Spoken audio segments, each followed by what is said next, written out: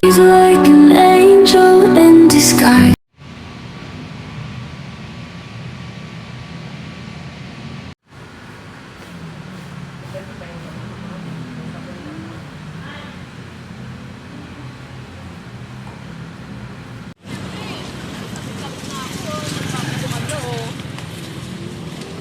Summer going home. Kumikislap yung mukha ko. So, ano ngayon, second check-up natin sa ating facial. And then, ano na ba ulit? Second check-up.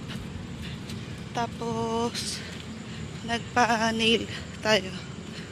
Gel. Nagpa-gel polish tayo ngayon. Diba? So, yun. Yun ang ating ginawa ngayong second day ng ating off. Kahapon. Ano bang mga ginawa ko kahapon? Wala lang din eh. Hindi. Naglaba ako kahapon. Tapos, ano pa ba? Laba and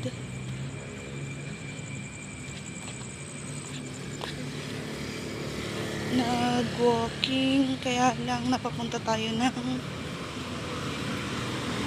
Pure Gold. Oo. Tapos ano pa ba yung ginawa ko? Yun lang. Tapos ngayong araw naman nagtutulog ikaw, no? Nagtutulog me. And then ito, lumabas ako ng hapon para sa aking check-up kasi sayang naman. Free ito. Facial. And then ano na din tayo. Nagpa-nail. At least ito, aabutin ng isang buwan. Okay na din yan.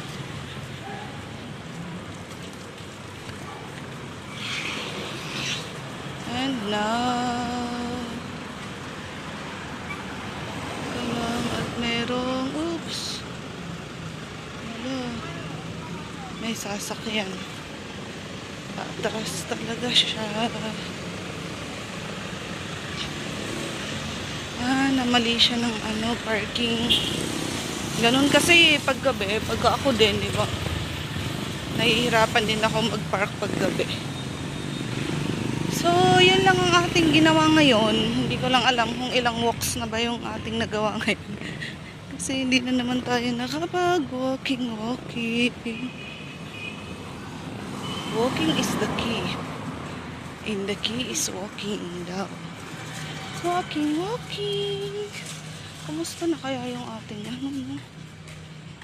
Kailan kaya yun?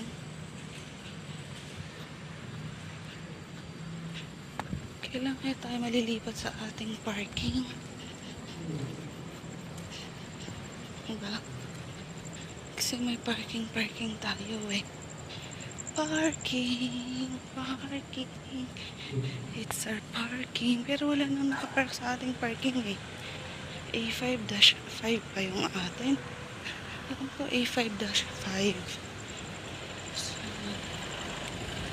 ano na lang natin yan.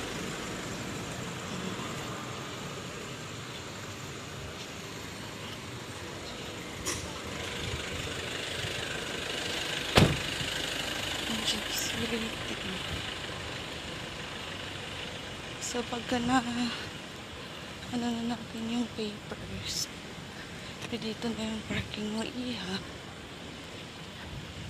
Pero bakit lagi may nakapark, diba?